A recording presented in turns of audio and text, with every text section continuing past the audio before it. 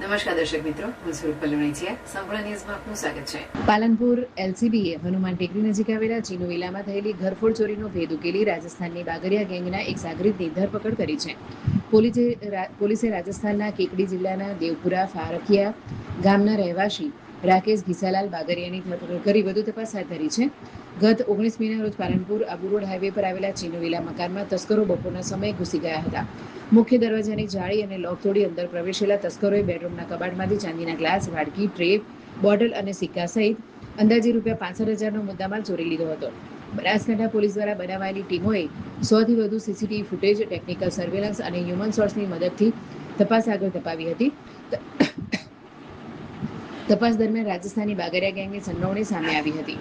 આ gang trailer truck મારફતે વિવિધ રાજ્યોમાં ચોરી કરતી હોવાનું પણ ખુલ્યું છે. પકડાયેલા રાકેશે પૂછપરછ દરમિયાન પોતાના બનેવી રમેશ બાગરિયા તેમજ પ્રકાશ નોરતિયા અને બાબુલાલ બાગરિયા સાથે મળીને ચોરી આચરી હોવાની કબૂલાત કરી હતી. પોલીસ તપાસમાં આ ગેંગ દિલ્હી, બિહાર, ઉત્તર પ્રદેશ, મધ્યપ્રદેશ, ગુજરાત અને મહારાષ્ટ્ર સહિતના અનેક રાજ્યોમાં ચોરીની ઘટનાઓમાં સંડોવાયેલી હોવાનું સામે આવ્યું છે. પોલીસે આરોપીની ધરપકડ કરી ગેંગના અન્ય સભ્યોને ઝડપી પાડવા તેમજ અન્ય ગુનાઓનો ભેદ ઉકેલવા માટે કાર્યવાહી તેજ કરી છે.